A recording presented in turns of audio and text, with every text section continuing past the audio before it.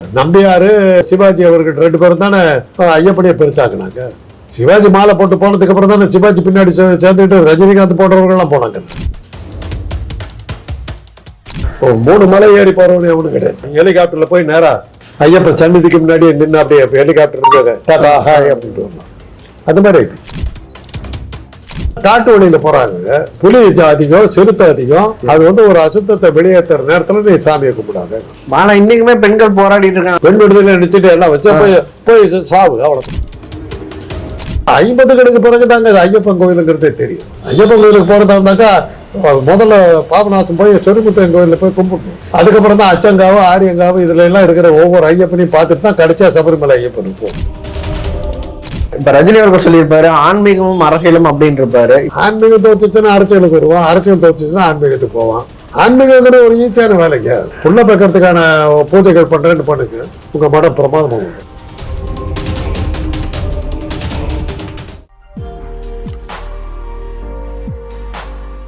அக்கா நேயர்கள் எல்லாரும் வணக்கம். இன்னைக்கு நம்ம கூட பார்த்தோம்னா மருத்துவர் காந்தராஜ் அவர்கள் தான் நம்ம கூட இருக்காரு. அவர்கிட்ட பல்வேறு விஷயங்கள் கேட்க போறோம். வாங்க கேட்கலாம். சார் வணக்கம் சார். சார் இப்ப சமீபமா பார்த்தோம்னா நீங்க பேசின இன்னொரு விஷயமும் ரொம்ப பரவலா பேசப்படுது. இந்த சபரிமலையோட அருமை பெருமைகள்லாம் நீங்க சொல்லியிருந்தீங்க. தமிழர்கள் ஏன் அங்க போறாங்க அப்படின்றதுனால. சார் உண்மையாலுமே தமிழர்கள் சபரிமலைக்கு போறதுக்கான காரணம் என்ன வரும் சார்? அது பக்திதான். பிரபல நடிகர்கள் எல்லாம் போனாங்க. அந்த நடிகர்கள் அவ்வளவு பெருசா ஆனதுக்கு காரணம் சார் ஐயப்பன் நினைச்சானுங்க அவனுங்க. நம்பியாரு சிவாஜி அவர்கள் 2 பேரும் தானே ஐயப்படியை பெருசாக்குனாங்க. சிவாஜி மாலை போட்டு போனதுக்கு அப்புறம் தானே சிவாஜி பின்னாடி சேர்ந்துட்டு ரஜினிகாந்த் போன்றவர்கள்லாம் போனாங்க. அப்புறம் உடனே என்ன பண்ணாங்க, அதான் சோப்பு விற்கிறதுக்கு சினிமா நட்சத்திரங்கள் அழகு சாதனம் சோப்பு, அந்த சோப்பு வாங்கி போடுற ஊரில் அவர் சாமிக்கு அது இதுதான். ஒரு கோயிலில் சொன்னாங்க, அந்த அர்ச்சகர் சொன்னார், சார் யாராவது ஒரு சினிமா நடிகரை கூட்டுவாங்களே சார். நாங்கள் எதுக்குன்னு ஒரு தடவை வந்துட்டு போனாக்கா எங்கள் கோயில் பாப்புலர் ஆகிடும் சார் அப்படின்னு. கருமாரியம்மன் கோயிலில் KR விஜயா தான் பாப்புலர் ஆக்குனாங்க. சாமிகளுக்கு அவங்க தான் தேவைப்பட்டாங்க. சபரிமலை ஐயப்பனை பாப்புலர் ஆக்குனது சிவாஜி அவர்களும் நம்பியார் அவர்களும். அதே மாதிரி ரஜினிகாந்தும் ராகவேந்திர சாமியை பாப்புலர் ஆக்குனாரு. சாமிகளுக்கெல்லாம் அவங்க தேவைப்பட்டாங்க. சாமியை காப்பாற்றின நடிகர்கள் சாமிக்கே சாமி உண்டு. அது மாதிரி சில பிரபலவர்கள் போனாங்கன்னா அதுக்கு அந்த சாமிக்கெல்லாம் கிடைக்கும். சரி, இருந்தாலும் நாங்க கேரள மக்கள் போறத விட நம்ம தமிழர்கள் ரொம்ப நாட்டம். கேரள நடிகர்கள் யாரும் போகல. அதான் அது கேரளாக்காரனுக்கு சபரிமலை அது ஒரு காட்டு தெய்வம், காவல் தெய்வம். அது காட்டுக்குள்ளார இருந்த ஒரு காவல் தெய்வம். அதை பெருசாக்குனது பி.டி. ராஜன் அவர்கள் தான் அதை பெருசாக்குனார். அவரும் நவாப் ராஜ்மாணிக்கம் 2 பேரும் தான் பெருசாக்குனார். அப்பதான் பல பேர்த்துக்கு தெரிய வந்தது. 50 கணக்கு பிறகுதாங்க அது ஐயப்பன் கோயிலுங்கிறதே தெரியும். அதுக்கு முன்னாடி யாருக்கும் தெரியாது. ஐயப்பன் கோயில் ஒன்று இருக்குது. சொரிமுத்தையன் கோயில் பாபநாசத்தில் இருக்குது. அது ஒரு ஐயப்பன். அங்கே யாரும் அதிகமாக போகிறது.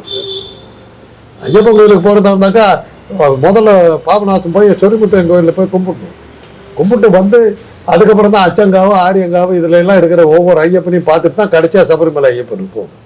எல்லாமே ஐயப்பன் தான். பட் பாப்புலர் ஆனது சபரிமலை இருக்கிற ஐயப்பன். சரி, இப்ப விமன் போல இன்னுமே அனுமதி கொடுக்கல, பல்வேறு கேஸ் எல்லாம் போச்சு நீதிமன்றம். விமன் ஏன் அலோவ் பண்ணாம இருக்காங்க? அது காரணம் என்ன, காட்டு வழியில போறாங்க. புலி அதிகம், சிறுத்தை அதிகம், யானைகள் அதிகம். இவங்க போகும்போது தீட்டாகி ரத்த வடி அந்த ரத்த வடை பட்டுச்சுன்னா அடிச்சிடுவாங்க.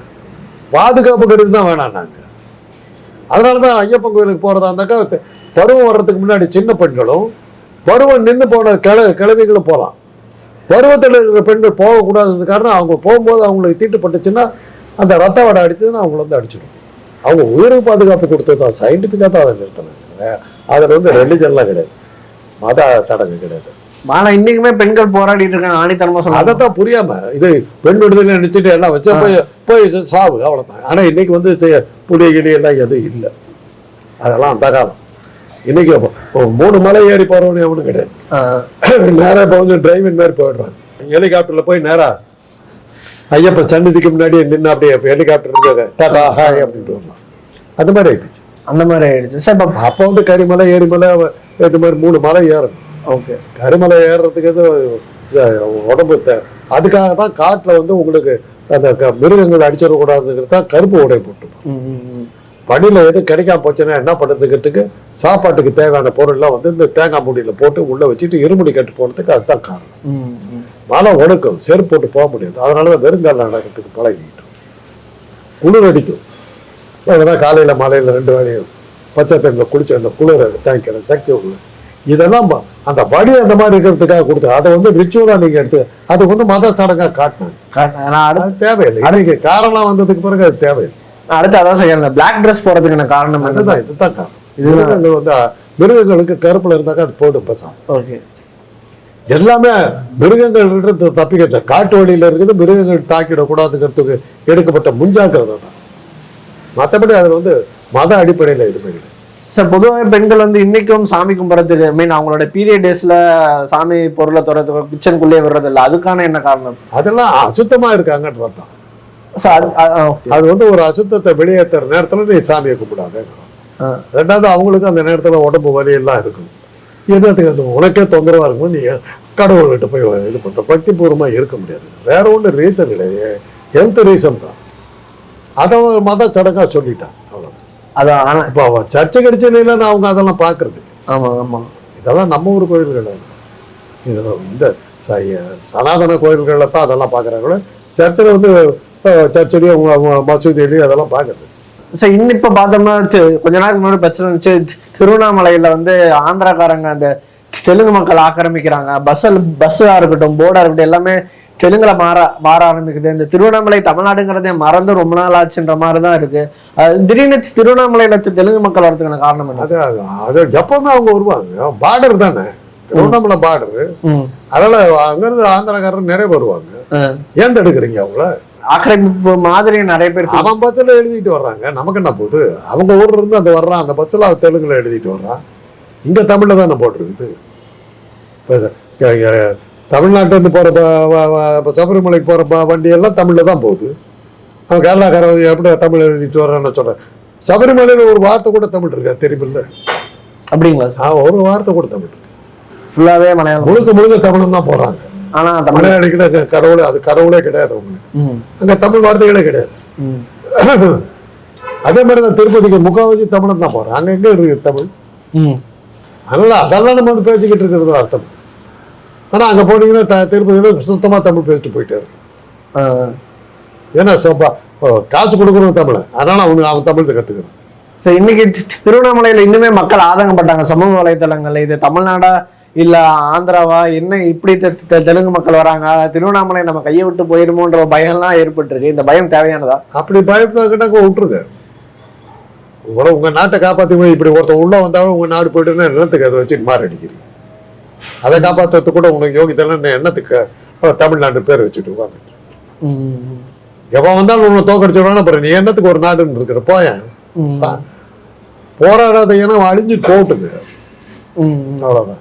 ரஜினிகாந்த் பார்த்தோம்னா சொல்லியிருப்பாரு திருவண்ணாமலை சித்தர்கள் அந்த பூமின்னு சொல்லியிருப்பாரு. அது உண்மையா? திருவண்ணாமலை அந்த ஊரோட மகிமைகள்லாம் என்ன சொல்லுங்க? அங்க நிறைய பேர் சாமியார்களா இருப்பாங்க. அங்க நிறைய குகைகள்லாம் இருக்குதுங்க.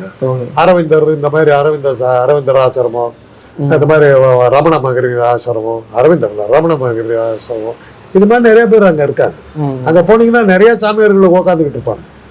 அது எல்லா ஊர்லயுமே உண்டு. எல்லா ஊர்லயுமே உண்டு. இது சபரிமலை போற வழியில பாத்தீங்கன்னா நிறைய சாமியார்கள் இருக்காங்க. அதெல்லாம் ஒரு பொழப்பு. இப்ப தென்காசிக்கு போனீங்கன்னாக்கா தென்காசியில குற்றால அருவி போற வழியெல்லாம் உங்களுக்கு சாமியார் மாடாரு, பிரபல சாமியார் மாடாரு. எல்லாம் கோடீஸ்வரர்கள் அந்த அளவுக்கு இருக்காங்க. அதனால அதெல்லாம் வந்து இதுக்கு குற்றால இங்க வந்து பெரிய சாமி கிடையாது.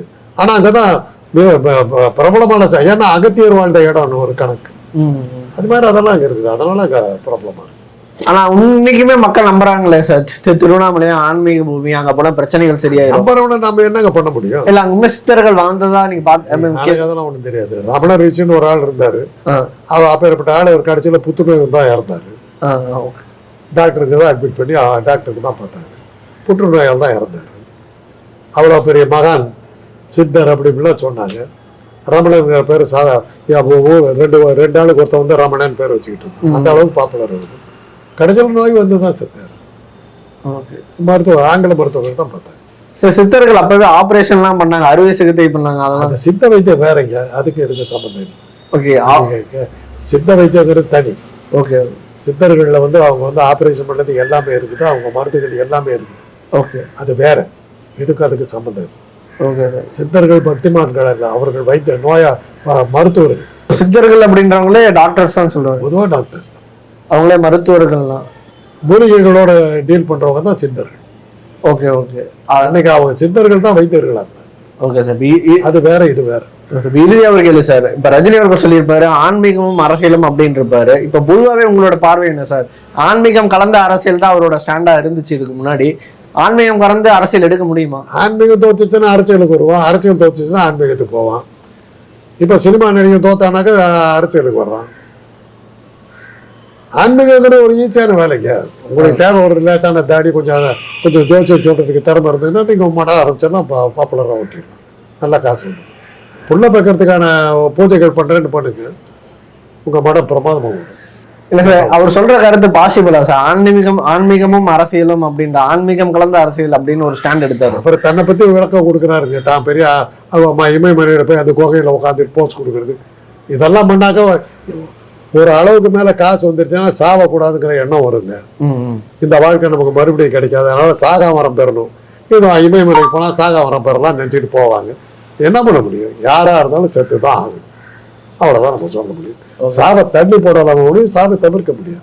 Okay sir. நீங்க பில்கேட்ஸா இருந்தாலும் செத்து தான் ஆகணும், அம்பானியா இருந்தாலும் செத்து தான் ஆகணும், அதானியா இருந்தாலும் செத்து ஆகணும், அமித்ஷாவா இருந்தாலும் செத்து தான் ஆகணும். தேர்தல் ஆணைய தலைவர் ஞானசேகரன் அவரும் செத்து தான் ஆகணும்.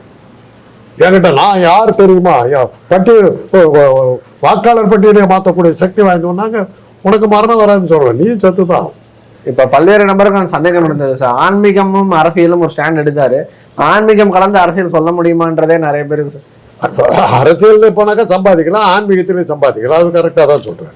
ஓகே. எந்த வழியை தேர்ந்தெடுக்குது? ஆன்மீகம் கொஞ்சம் சுலபம், ஜெயிலுக்கெல்லாம் அதிகமா போக வேண்டியிருக்காது, கண்டுபிடிச்சிட்டான்னு உள்ள போயிடும். பல சாமியார் ஜெயில இருக்காங்க, ஸோ அப்படிதான் பண்ண முடியும். கண்டுபிடிச்சிட்டாங்கன்னா மாட்டேன்.